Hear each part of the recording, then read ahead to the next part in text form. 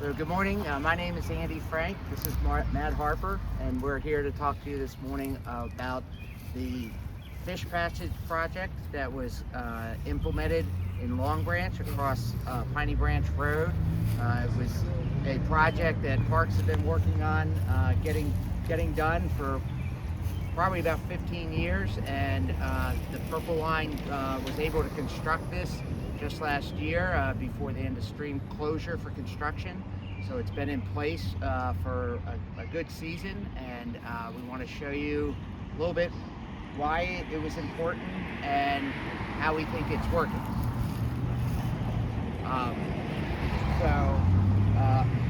Upstream of here is the top of Long Branch. Long Branch basically, as the stream starts just outside of the Beltway near the high school, Blair High School, comes across the Beltway. There's another project up there that we did that we'd love to show you sometime. Much of the stream is piped through the neighborhood, and it comes out at Upper Long Branch Park, goes through several parks, and this is the Long Branch Pool and Long Branch Community Center, and this over here to our left is Piney Branch Road. And this has been a big changing point in Long Branch as a stream for decades. And I think we want to talk a little bit about why that is. It's a really different stream, upstream and downstream, because of Piney Branch Road. Piney Branch Road has a ton of impervious area and does not have stormwater management. So a lot of water gets funneled down here to this low point. The drainage has changed with the Purple Line, but much of that water came in on the upstream side of the creek and blew through a box culvert. And this box culvert was built in the 60s, and it was built as box culverts were built in the 60s. It's purely for hydraulic purposes. So as long as the water got through before the roadway flooded, you were A-okay. It was not designed with any thought towards the ecology and the system that lived upstream and downstream there. And what we'll talk about a little bit is what happens with the development in the area and what that does to structures like box culverts or the areas around box culverts. So back in the 60s when it was built, the stream was much higher, probably 4, 5, 6 feet higher, so that the box culvert was basically at the bottom of the stream. It was probably thought to be wide at that time. I'm pretty sure at that time it was as wide, if not wider, than the stream bottom itself. But it is built just pure concrete as a flat bottom, which you'll see. So there was no concentrated flow area. What in a normal stream you would call a thalweg did not really exist through here. So what happens when you develop an area and you add impervious, you compact soil, and you build very efficient storm drain and curb and gutter systems? You take all the water that used to soak into the ground over millennium, and it cannot no longer soak in the ground, and you very efficiently get it out of the way, and you move it down as fast as you can. That's good civil engineering, and then it has to go somewhere. All water leads to some sort of water course, a stream, and so this is the receiving area of that. And that happens, like I said, all the way from up above the Beltway throughout this area. There's little additions of these very fast moving storm drain systems that are pushing water here. So you develop a huge amount of water power. That water power, as we know in this area, our biggest contributors to changing streams are thunderstorms. Major thunderstorms we get in the summertime. It builds up throughout the day, and then around the time you're trying to get home, all of a sudden you get a big cloud burst and you get massive rain coming in very quickly, heavy rains coming down, and all that is speeding up, and that's pushing water to the channel, developing water power. What happens with water power is, in a stream, is it begins to downcut the stream, right? Because of the physics of water, as water height increases, its power increases exponentially, not linearly, exponentially. So as soon as you get a couple feet of water on here, that water movement is much stronger than before. and the weakest parts of the stream system are typically at the bottom. So typically it'll meander back and erode this bank and erode this bank, and then drop a little, erode this bank, this bank, this bank, until it hits something very hard. Something very hard, like a concrete box culvert. Does the concrete box culvert move? Heck no. So, and the upstream side, it typically lowers down to the elevation of the box culvert because it's got nowhere to go, and it's got this nice hard grade control is what we would call it, of the box culvert. What happens at the downside? So you've concentrated all this water into this stream valley, right? And the stream valley does have some space, but then you put it into a box culvert and you take that same amount of water, same flow, and you put it in a smaller space. What changes is the velocity. So in the velocity going through this channel can exceed 20 miles an hour, can exceed 30 miles an hour in some cases. And you can see that, and I've seen that here on this channel with water coming off Piney Branch, water coming out of a pipe, and it'll shoot almost horizontally for 10 feet or so, which is quite a feat for with gravity before it goes down, right? So that's a lot of water power, and it's just how our water systems in our houses work and why fire hydrants work in a storm. There's water pressure way up high, and it pushes all through the system, and that's the release point, and it comes out, there's a term, comes out like a fire hose. So when it comes out of the downstream side of the culvert, it bursts out, and it has all that energy and that expansion. And again, the weakest part, because the upper part is just hitting air, the bottom part is hitting soil, and that's where it explodes out. And what happens is that lower part drops, and in this case, over time, actually probably not over that much time, we think it dropped probably in the order of 5 feet.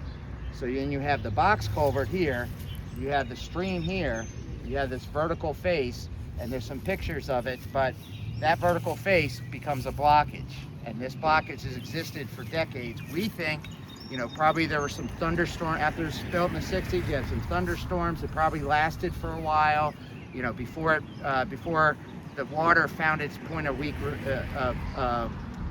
the point that was weakest. Just like the Grand Canyon a long time ago wasn't a canyon, it was up at that level. It found its spot and started working down. Our guess is the big event probably that really changed this system was most likely Hurricane Agnes. So most of us remember Hurricane Agnes, or remember stories of it, but it was an extremely strong hurricane for this area. Came up, and it's sort of the storm of record. And so much. 1972. I was 1 year old, so I kind of remember.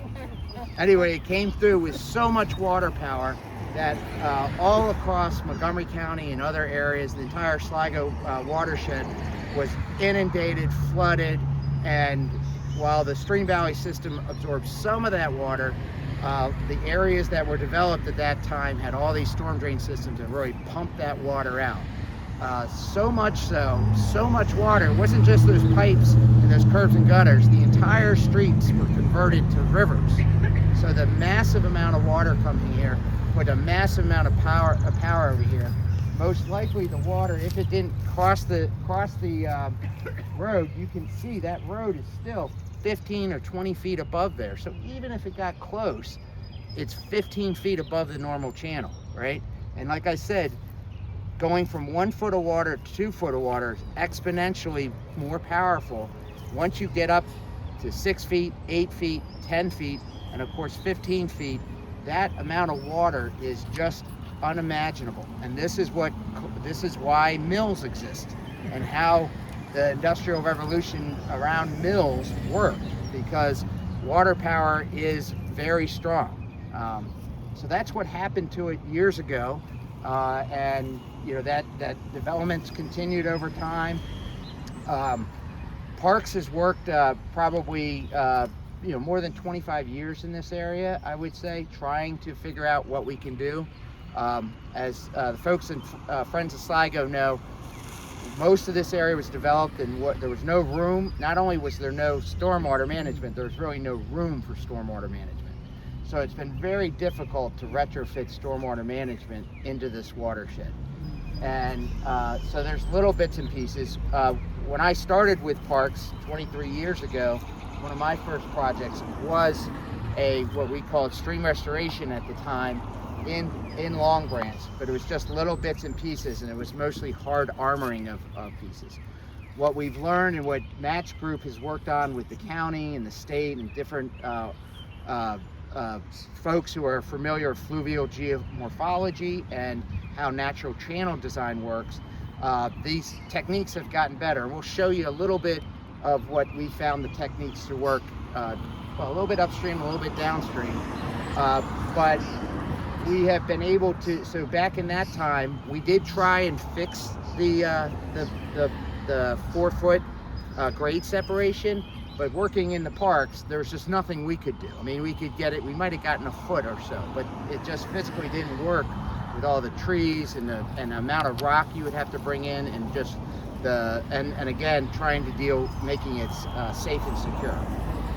So after all this time, along comes the purple line, and we can have Matt maybe you talk a little bit. This opportunity originated during the planning process for the purple line, and maybe Matt, you talk a little bit about how the planning process worked and why Parks was able to have a little bit of influence on that. And we've been watching this area for quite a long time, looking for opportunities, any opportunities that we could find to make improvements. The basis of a lot of this is our biological monitoring program, and understanding the stressors that this stream is under, and trying to think of what we can do to sort of alleviate some of those stressors. So we have a long-term monitoring site just sort of upstream of Carroll Avenue, a couple hundred meters, that we've been monitoring since 2000, and we have been there probably 8 times, over eight different seasons since then. So we have really good data going back to 2000 on the downstream side. As we started to see this project come in and looking for opportunities, we created a new monitoring site in 2016, just sort of right next to where the community center is in Long Branch, so a little bit upstream to here. And what we were finding is very poor conditions across the benthic macroinvertebrates, the water quality indicators, as well as the fish scores. So everything was in this poor. So we can classify these streams, the quality of these streams, as poor, fair, good, or excellent. And the excellent is, we have very few of those streams in Montgomery County, but those are like up in Little Bennett and Bennett Creek, like areas that don't have this very much upstream development. So everything was very low, as you might expect, and the fish communities, all we were finding in here were black-nosed dace. So there were fish, but all we were finding were black-nosed dace. Starting in 2021, we started to find in both the upstream and downstream sites creek chub, as well as the white suckers. So we have seen, and we also started to see the numbers of black-nosed dace increase. So we're getting more fish. We started to see this slow transition to getting more black-nosed dace, and then in 2021 we started getting two additional species. We know from our monitoring down in Sligo Creek that there's potential for a lot more than that. We get upwards of 23 different species down in Sligo Creek, which has also been an evolution over the same time period as those numbers come up. So these two systems are tied to each other, but there's limitations in water quality, clearly, and obviously passage requirements that these fish need to be able to sort of migrate in, and habitat considerations. And so looking at the habitat both on the downstream and upstream side, we see potential, right? So it's not excellent, but we see this sort of, in the fair, good, or poor, fair, good, excellent categories. We're sort of seeing the habitat quality in that sort of high, fair, low, good category. So there's this disparity between the biological community and the potential from the habitat standpoint. So this sort of got Andy and I thinking that, like there's these, one of the major factors driving this is the passage. We can do all the stormwater management that we want, but if we're not able to pass these organisms, then we're not going to get that continuous system that we find naturally.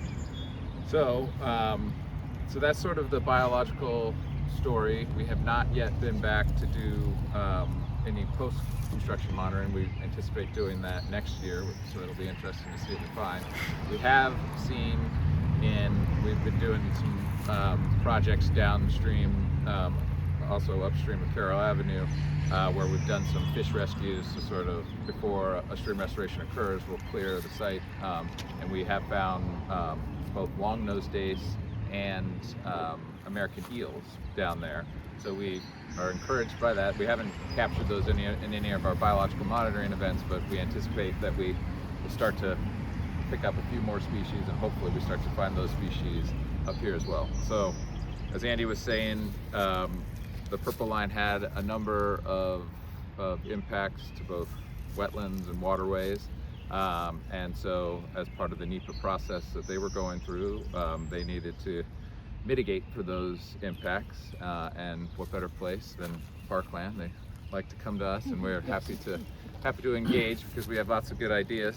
And this came up in addition to the wetland restoration that happened out at Kengar. Well, folks have seen that, but that's another good spot to go check out. Rock Creek. Yeah, that's in Rock Creek. So all of the wetland mitigation happened over there, and that was a project that removed a soccer field that was in a perpetually sort of wet, low-lying area.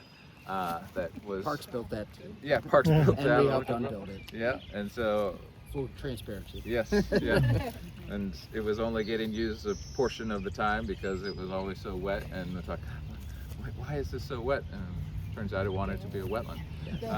So that has taken off and is a beautiful site, and settling in really well. So that was sort of the big wetland mitigation. There was some stream restoration that occurred over in Prince George's County. So the vast majority of the stream impacts were mitigated through that project, and the Piney Branch, and then this was in addition to some other stormwater management projects, which Kit is well aware of, help advocate for, was part of this overall mitigation package that they needed to complete in order to get their permits to do the purple line. So, can I add? Yeah, please. That the purple line, we tried to get the purple line to do stormwater mitigation as part of the construction, and I would describe it differently, but we're being recorded. They said they didn't have to, because they didn't have to follow Montgomery County rules, because they just had to follow the state rules, so they didn't have to. So from their perspective, they didn't have to do anything hardly. Yes. In terms of stormwater, and so it left it to people like Andy and Parks and Foss to work together to say, no, you really ought to do at least something here. Yeah. Yeah, they at the initial planning of the project, and this kind of happens with big mega projects that the state, there is a lot of value to the project, so it's not like there's no value to it, but this does happen sometimes. They did get a ruling from MDE that most of this work, even though they were expanding Piney Branch Road and Wayne Avenue and all these were vastly expanding it, most of that work was deemed maintenance rather than reconstruction, and that's one of the reasons they were not required to do as much stormwater management. But that was part of the puzzle, and we do very appreciate it. This is why residents matter and their voices matter to all levels of government, is to say, no, we want to, you are here, you're investing, what's now I think $4 billion. You can put some of this towards this work, and You know, sometimes you have like hard rules, like you need to get a permit. We're a landowner sort of thing, and then you just sometimes have sort of this cajoling that people have done, and there was success with the cajoling.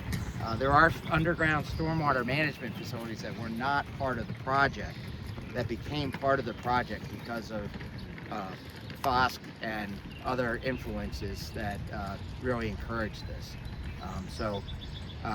Yeah, efforts pay off. You know, they're painful, but they do pay off over time. So are there other fish barriers downstream of where we are now that you also were working on, or that needed to be overcome in order to try to get more diversity upstream? Or No, is this it? this is the main one. This is the main I mean, one. there, as you, like near the confluence of where Long Branch and Sligo Creek meet, there's some natural bedrock sort of drops, which, you know, at low flow like this would probably be considered a fish barrier, but during elevated flows allow for passage. But those are like natural bedrock features where it just sort of drops pretty quickly over a short period of time. Just to give us a little bit of fish behavior 101.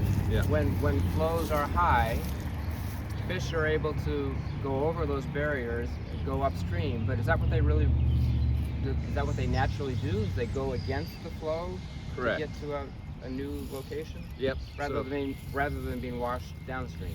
There's both. Both Yeah. happen. Okay. So it's all about sort of the habitat availability and the bugs and all the resources that are available. So if fish are happy and they have what they need, then they're more likely to sort of hang out and stay put. But as populations increase or resources decrease, then they are looking to move.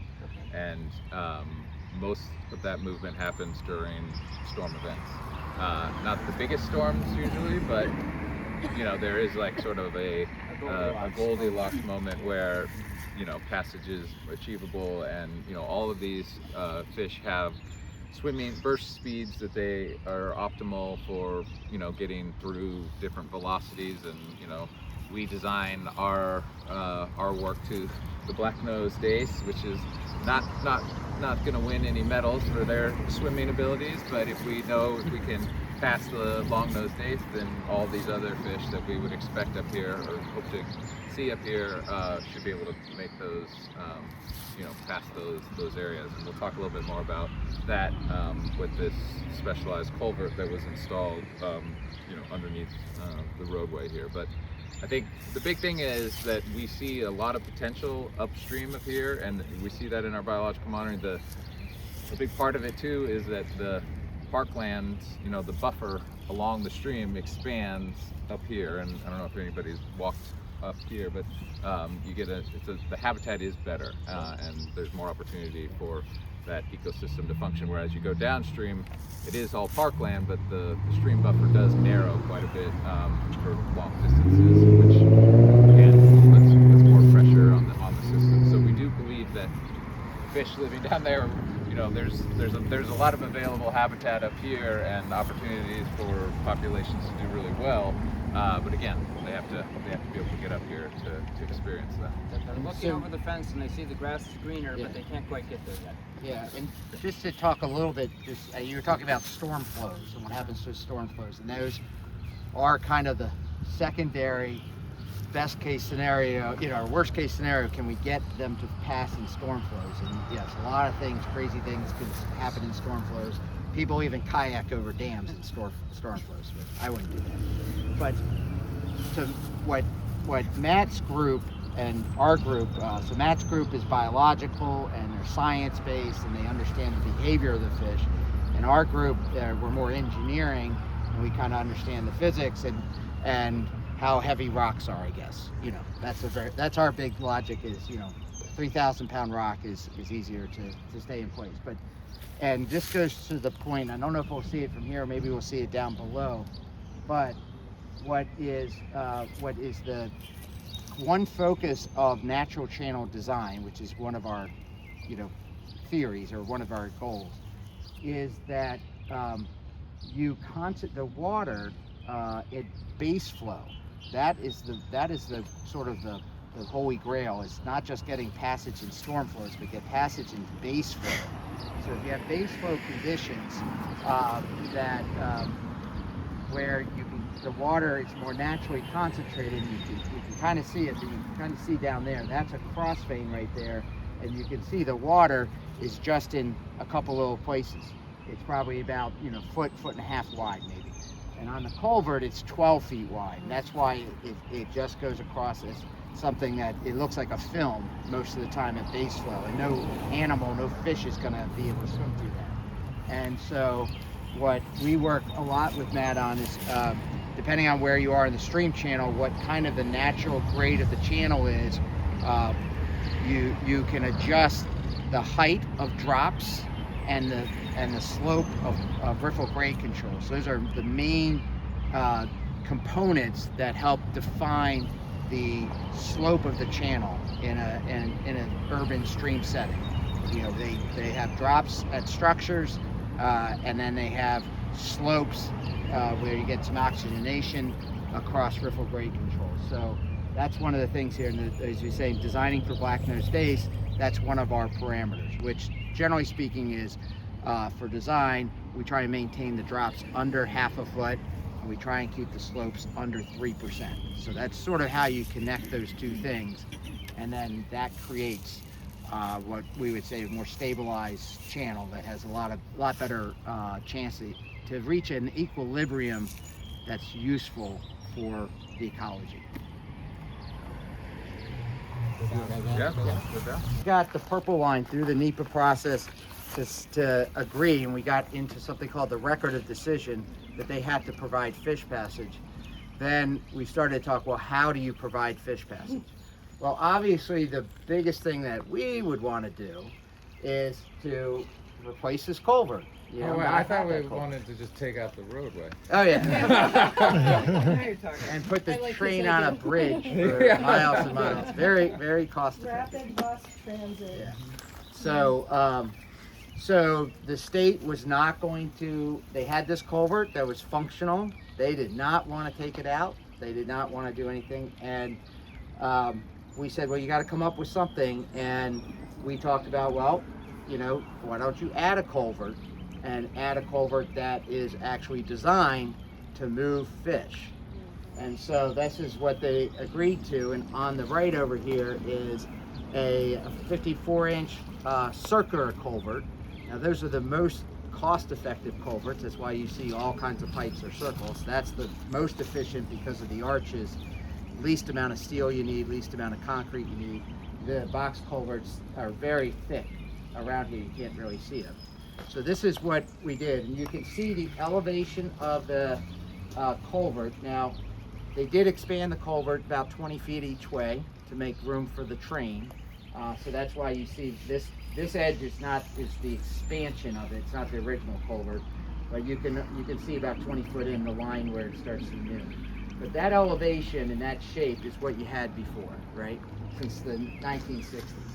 So what we were able to do is we set this elevation of this culvert is about a foot or 18 inches below that one. So it forces the base flow water to go this way. And in addition to that, in order to get this to work, we designed this area as a bit of a pool. You can see there's some area, it will fluctuate. It's not a very deep pool right now, and during a storm it might become a much deeper pool.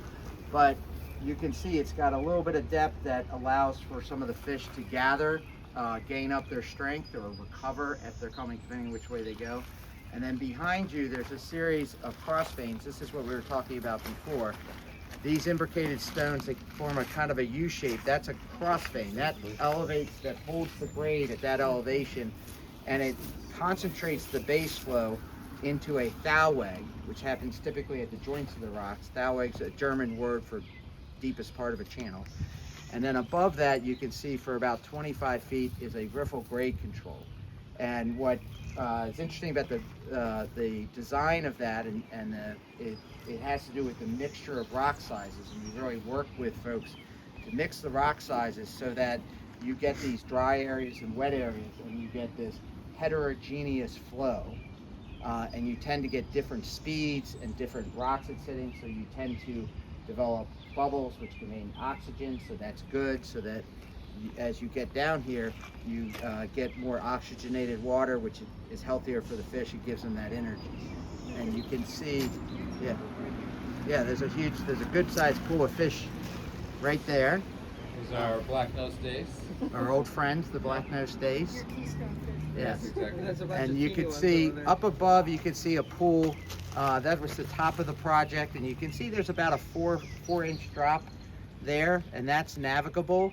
And you can see right below the apex of the cross vein, the apex of the top. And you can think about these cross veins as a Roman arch poured on its side. Roman arches are real strong. That's why we know about them, because they're still around. And then you put it on the side because the force is generally one directional that way. And you can kind of see that there's a pool that's under there, and the bubbles, they indicate that there's a hydraulic jump going on, and that's oxygenating the water. One of the things here is we talk about when we're working with Matt over the years, the difference in how this was thought of in the 70s, the 60s, 70s, and 80s on any of the creek, because you can see there's a lot of rock in Sligo, right? Tons of rock.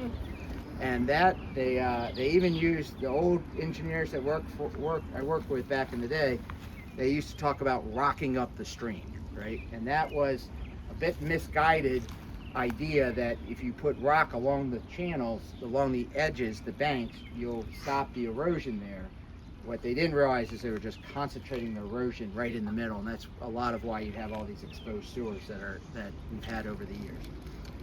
But you know, we deal a lot with rock and grading and that sort of thing. We try to use rock and mixture sizes, sands, gravels, rocks, and that's the sort of thing that the bugs live in the riffle grade control, so they're made up of that. But the biggest probably thing at the encouragement of Matt and his team that they've kind of forced us to look at is how do you biology is not rocks and sands and whatnot, it's also organics, organic matter and structure, fish habitat, aquatic habitat. So over the past, I think it's been about 10 years, has been the first time that in the work of restoring, the long-term work of restoring Sligo and Cabin John and Rock Creek, but especially Sligo and Long Branch, that was the first time we were able to introduce something called root wads, which are basically the bottoms of trees that into pools. And so this one of these upper ones is basically submerged. You may not be able to see it right now, but there's a root wad at the upper pool, and that is a habitat feature that provides organic matter, provides shelter, and provides complexity, and provides refuge. So that's another way, as Matt was talking about, you know, it's one thing to get these fish to move back and forth. They gotta want to come up. And part of the reason they want to come up is better habitat.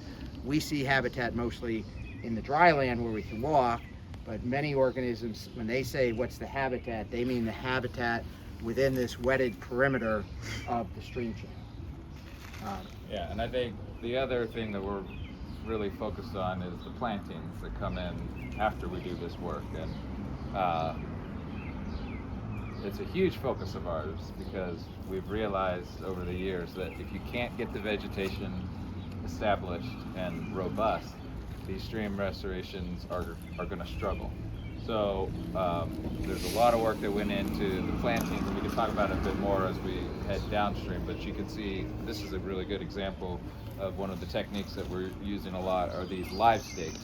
So in the winter time, or these live stakes will get harvested and they have to be kept dormant during the winter time, and then sort of late winter, early spring, we get these installed. And you can see these are super cheap to buy and install, and if we get 25% success with those, we're very happy. In here we're seeing even better than that, but you can see these are black willow live stakes, and you can, if you look at the base of them, they've taken off and their root structure is starting to spread out, and that's excellent habitat within the stream channel and immediately adjacent to the, you know, we'll put them in, some of them are over here, some of them are actually like worked into the channel. The landscapers are look at us like we're crazy when we tell them we want them like right in there, and Yeah. we force them to take rebar to get pilot holes through the rocks, but just trying to get the feet of them wet. What's that? Then we take out. Oh, Yeah, just to get a pilot hole, and then they shove them down in. So this is another sort of bioengineering technique. Again, we don't want the rock structure to be the only thing that's holding these streams together. Because again, we're not changing largely what is coming to the stream system. We're still getting these highly erosive flows and these big, during rainstorms, these big flushes of intense, water surges through here. So we have to do something to hold this stream together. But getting these types of things in, and like you'll see a bunch of these little sycamores coming up. We've planted trees all along, but eventually we're hoping that, we're anticipating the canopy to start to close over top of this area.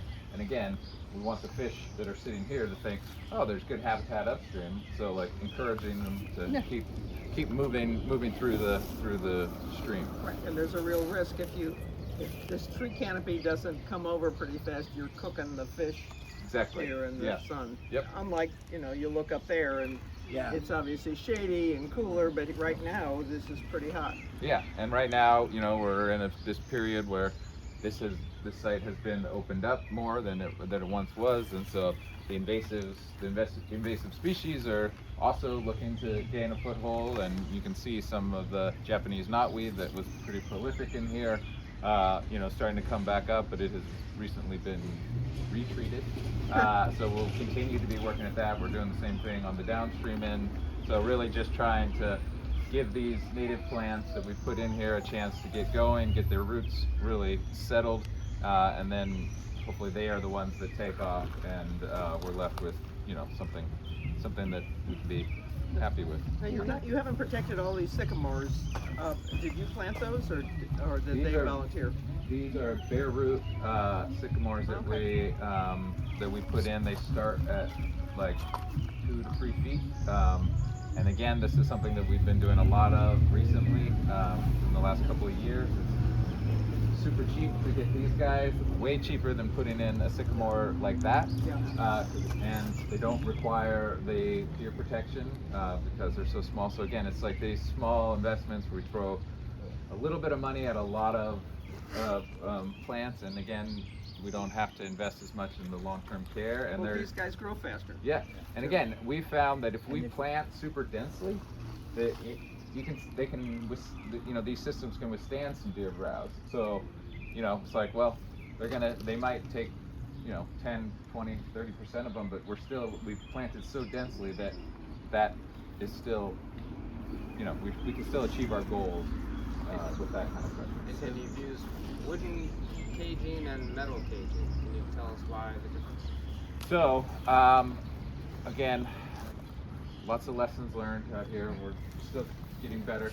The wooden deer protection fencing that you see is something that we're implementing a lot more now because it will naturally decompose. We hope to get maybe 2 years out of them. Sometimes it's a little more, sometimes a little less. But this is something that will be able to biodegrade on its own, but they're a little bit more expensive than the metal cages, but they only work on trees where you can actually, where the limbs aren't kind of coming out, above or below that sort of 4-foot height. So we can only really get them on trees of a certain size, and we've been working with our nursery, Pill Farm Nursery, to sort of grow these trees in a way that we can actually install these. But like the shrubs that have, that you see the metal caging around, those, you can't wrap it around. So the other negative of the metal caging is that during high flows, debris gets caught on the upstream side, and then it ends up pushing them over. And so we've been in here a couple of times to sort of pick them up and put them back in, and until they can kind of get the foothold, and then we'll come in and remove them. But there's a lot of extra maintenance and long-term care that's required to get. We don't want these cages to be in here forever, but we want them to be on for a couple of years to get them established. So it's a lot harder to get get the funds to come back to these projects and remove all that. So this is just sort of take some of the pressure off that long-term maintenance. And about how, sorry, Barbara, about how Well, often? I'm want to talk about something in Long Branch that's different from this project, so you go ahead. Okay, well, so about how often are you able to come back just to check on things? Weekly, monthly, quarterly? Well, it sort of depends. I think when we're in the area, we try to come in and look at it. Right now, there's a lot of eyes on this area because the Purple Line work is still ongoing, and we got a lot of stuff happening that we're checking on. Like I said, our biological monitoring plan is come in 2027 season to do this. That'll be sort of year 2 for this project. We'll come back again in year 5 and do that. Our landscaping contract has 2 years of maintenance and warranties on these plants, so that's sort of those first 2 years that they get more attention, and then from there it's sort of much less frequent. And within that 2 years for the landscaping people, about how often do they come back? You know, check on the fences, check on Not that often. I would say maybe twice a year or something like that. If we see something, we can always let them know, and they'll come out. But you know, That aftercare is one of the most expensive parts of landscaping, and so it's a balancing act. Just like it's a balancing act between those trees and these bare root trees. So that tree, for that one tree, you can probably get 20 to 30 of these. That's one of the things, and you can probably get 50 to 75 of those. So that's where the balancing comes in. And for one trip from the landscaper to come back, you would probably lose half a dozen of those. So it's a balancing act of like what is the best use of the resources. And and these are, while we, we're able to fight and get them to build this hardscape in here, and we're very happy about that. The landscaping you see here, the tree replanting, this was done by Parks. They did not want to do that. In fact, if you look up here, you'll see 2 trees that are different than the others. You see those 2.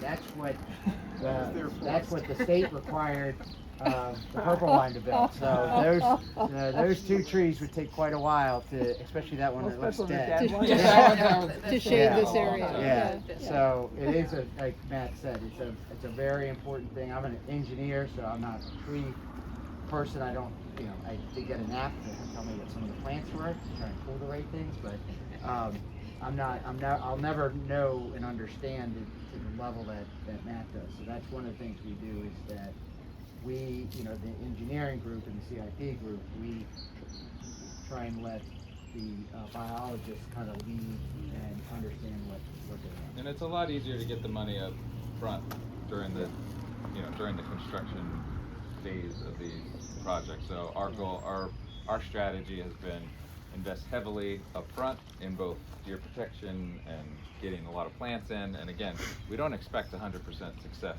with all the plants that we put in, which is why we sort of almost overdo it, with the understanding that they're not all going to be successful. We'll give everything the best chance we can and invest heavily at the beginning, and then there's some expected loss as it goes. But again, we've planted so densely that we'll still be happy if we get 70% success. Right. All right. Okay, so now we're just to talk about the physical, the engineering aspect of this. So you had the old culvert, the old box culvert, that stays, has the same hydraulic capacity as before.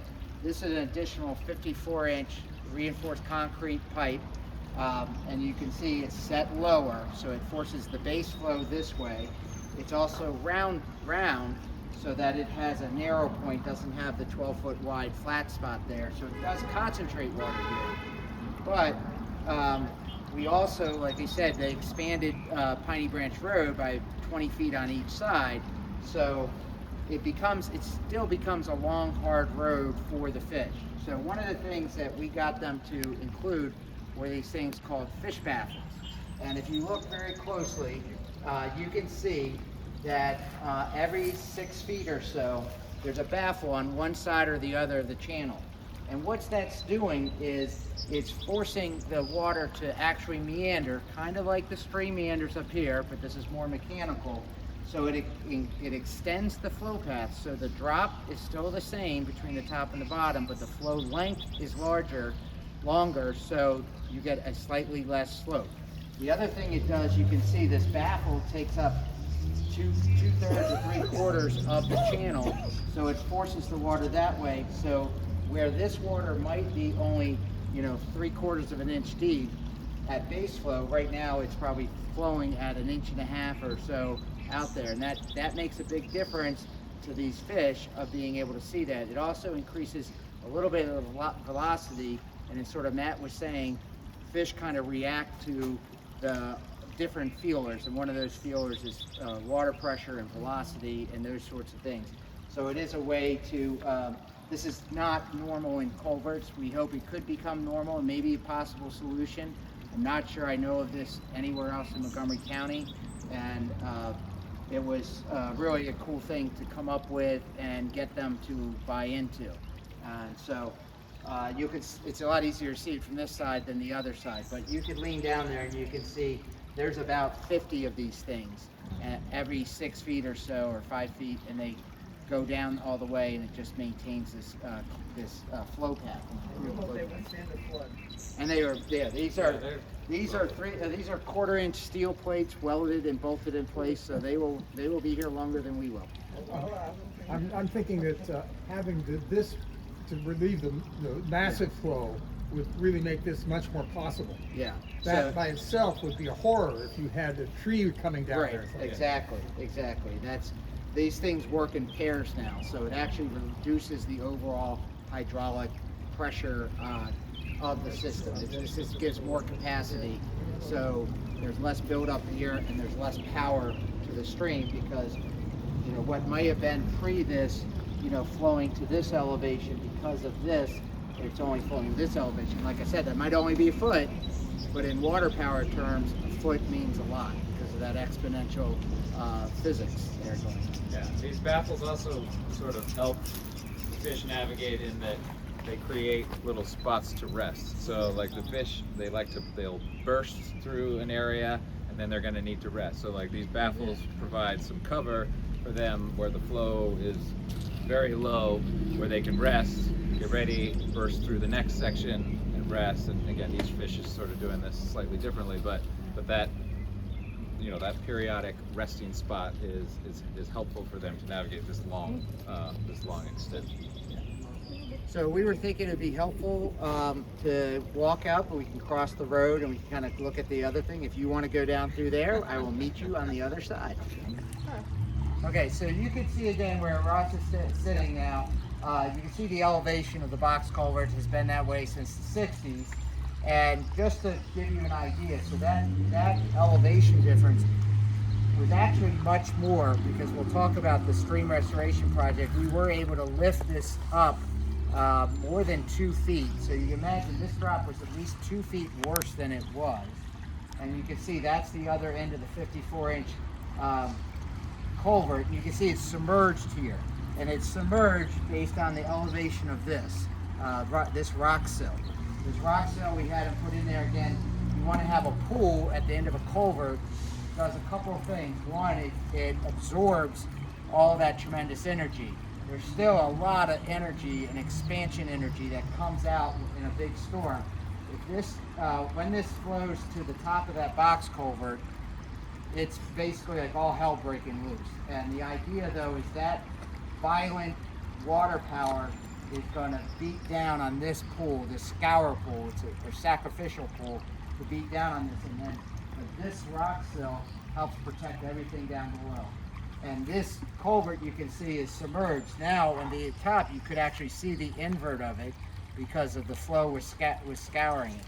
Here there's a backwater created by this pool that's actually submerging the first couple baffles, and it's essentially shortening the culvert by backwatering it. It's allowing more water and as Matt said before, more resting spots where there's no flow velocity, where the fish can recover and get themselves ready for the big migration to meet their long lost cousins upstream. And you've got a lot of silt gravel deposition coming out of there, which you don't from here. Yeah. This I don't even know if it's flowed since this was opened up. Hasn't So, rained no. since Yeah. And then here we did get them to install a couple root wads. They're not the best root wads in the world, but they do bring an organic and different texture and a submerged aquatic habitat that does provide some benefits for those fish getting ready to make their migration. And then if we look back, so this upper area that you see here, these first two structures that are visible, that was built by the Purple Line, and that carried on. One of the other challenges with the Purple Line is they were not able to and willing to go beyond about another 75 feet down here. So, like I said, this drop was much more severe. So between here, where Ross is standing now, and 75 feet, it was a very steep. That wasn't even a normal stream thing. It was a cascade system. Yes. So what we did after that is Parks was able to come in and do a stream restoration from all the way from Domer Avenue all the way up, and we used more of our standard technique, our pool riffle sequencing, which you can see at those lower slopes. We got less than 3%, and I think we got about 0.2 drop at each of the structures. So that was very nice, and we were able to lift this up. And you will see, if you look closely, the last 3 or 4 structures that the Purple Line built are now submerged. So now they become aquatic habitat, basically. So that's good, and then you'll see a really good pool down at the bottom here. I also want to point out that along this left channel, and we'll see it down below, another old solution to streams was to build these gabion baskets. And so we removed 2 large stretches of gabion baskets as a big goal of the project. Gabion baskets, so what they do is when they don't want to take and use the equipment and buy these giant 3,000-pound rocks, they make these basically chain link fence boxes and then throw hundreds of little rocks in there, and that basket's called a gabion, and those rocks form almost an imbricated stone, which is what you see here. And they typically go up high, and they do not age well. So, Andy, these, just what I would call riprap, I don't know what term you use, but is that new, or has that been there for decades? This was put in by the Purple Line on the left bank. So this is all, it's bluestone is the general thing, and the size of the chunks is what makes it either gravel. It can be classified as a sand, a gravel, a cobble, and then riprap has 4 classes. Class 0 is very small, class 1, class 2, class 3, that's the sizes.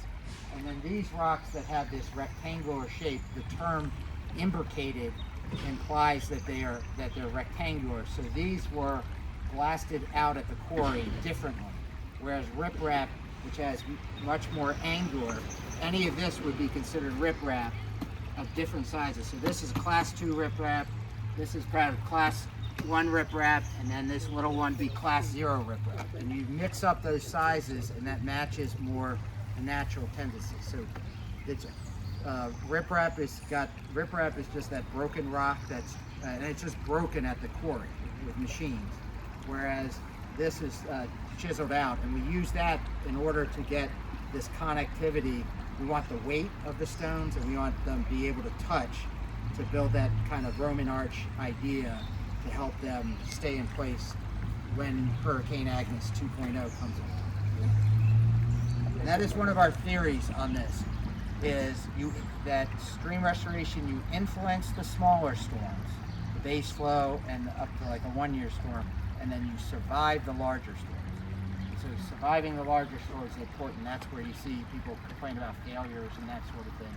So that's how the techniques have evolved in our design standards and detailing have evolved so that we're getting better at surviving the big storms while providing this base flow. Because this is like base flow habitat.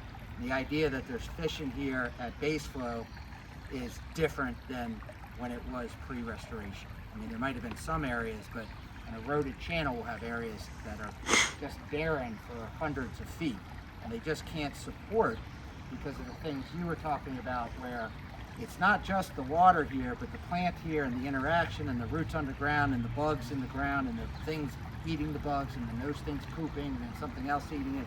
All that interaction creates this ecosystem that is actually a much better equilibrium than the old equilibrium, which was just basically a torn up eroded channel. And we're in a drought here. Yeah. So this is drought conditions, which is pretty impressive.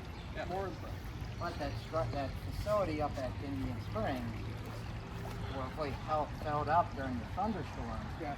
And that water should be hanging out there and slowly infiltrating. Exactly. And then that's the idea of stormwater up in the watershed restores a little bit of that, so that groundwater recharge restores some of the base flow. And I will say, I do believe there's more, I can see more base flow in Long Branch than we did 20 years ago. First structure, grade control structure of the Parks project. And again, we used our standards for fish passage to develop the elevation of the channel from the Domer Avenue Bridge up to here. And then we set this purposely to submerge the first 3 or 4 structures in order to get a flatter system. And what the result of that was, it actually made a really big, nice pool in here. That's really, I think, fantastic. And then you have this submerged structure from before. You know, they didn't have to build it, but they wouldn't. We asked them, we told them we were doing this and said, you don't have to build that. And they said, yes, we do. We're under contract. So they built it. Nothing we could do about it.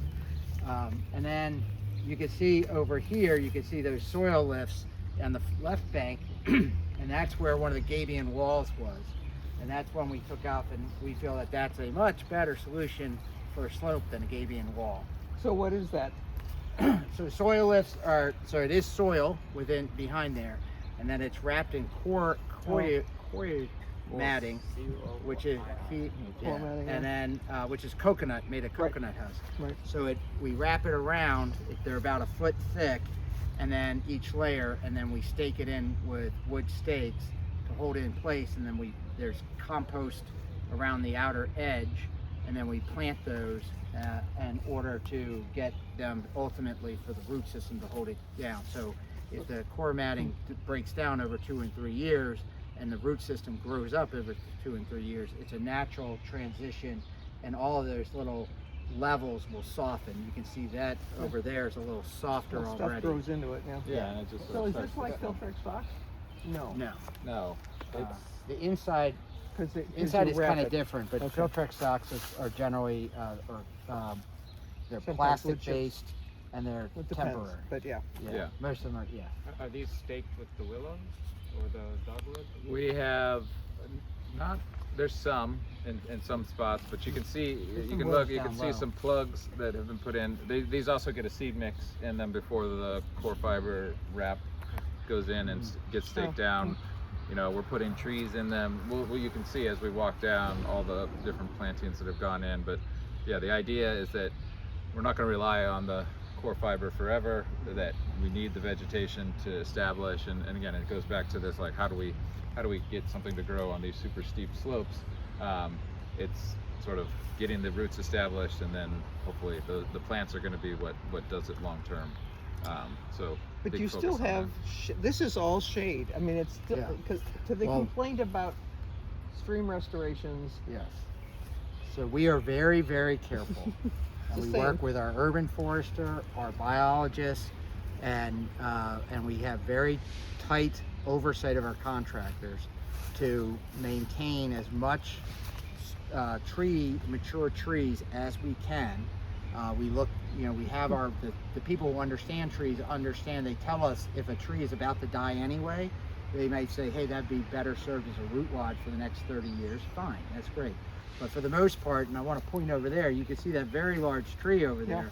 We were very careful and taking out the gabion, and actually we expanded the soil zone around that tree. So over the next few years, that root system that was up against granite rocks before will have an opportunity. And there's actually, I don't know if we'll see it, there's one that was really phenomenal, how the contractor was able to work around the existing roots right down near the bottom of the channel in order to preserve as many trees. The idea that anybody clear cuts a stream to restore it is not the case. That may have been the case with the Corps of Engineers years ago, DEP. Well, it's not the and case Parks. with you all. Yeah, and DEP, we work a lot with DEP too. Yeah, They're right. pretty Oh, yeah, they good know about better. it. Yeah. Yeah, nothing goes without, I mean, I still have to look the same people in the eye year after year and say why, they say you didn't have to take that tree, or did you have to take that tree? And I have to answer honestly. And I think we come up with a great balance. And that's the thing about streams. When you raise a stream up, it gives you a little more flexibility so you can balance the spacing of the structures, the hard structures around the trees. That's why we require, when we start a project like this, we get a survey of all trees 6 inches and greater, and we come out here and walk it. And these construction plans are walked multiple times with biologists and horticulturalists and urban tree experts to make sure that we're doing the best job possible and we're making a group decision that we can all stand by. A large 36-inch storm drain out of the neighborhood over there doesn't have any treatment whatsoever. So one of the things that we try and do with outfalls, when you can't treat it, you try and daylight it. So one of the things we were able to do here with this project is we were able to shift the trail over about 6 or 8 feet, and we were able to actually cut this pipe back 20 feet. So we took out 5 4-foot sections of concrete pipe that used to come out about to where the sunlight is down there. And while that's not, you know, the greatest thing in the world, like it's not going to change the world, you can see right in here just how much width that was able to be restored. And I was pointing out just down here, so this area over here, when we lift the channel up, and you still only need that bankful width, that 16, 18-foot bankful width, you then develop this previously scoured area, and you can see exposed roots all along here. We were able to build what's known as a flood-prone bench. So it's only about 2 feet higher than the channel itself. So unlike at the box culvert where it can go up 8 feet and still be contained to that 12 feet, if this goes up beyond that 2 feet, it can then spread out another 20 feet or so. And so the stress is not going to increase much at all. And that's a really good thing for the stream system to kind of get back in balance. So, awesome. Well, listen, I mean, we'll walk back. Thank you guys very much for coming out. Again, we you know, the teams that work on this care a heck of a lot about this, but it's, you know, even more evident that the citizens who join the friends groups and come out and volunteer, they care even more. And just the fact that I'm having to talk over these birds a little bit is evidence that there's something good happening here. So this is going towards the positive, and we'll always be here to try and do the projects, and we appreciate you always trying to get the financial support from the county and the state to let these projects continue. And keep your eye on WSSC. They're working. We're trying to get them working again in Sligo, and one of the impetuses, one of the first projects that got done here was actually out of the consent decree, and that's right at the bridge of Domer, and that's part of you guys who helped sue them and get the consent decree in place. So thank you all very much. Happy spring.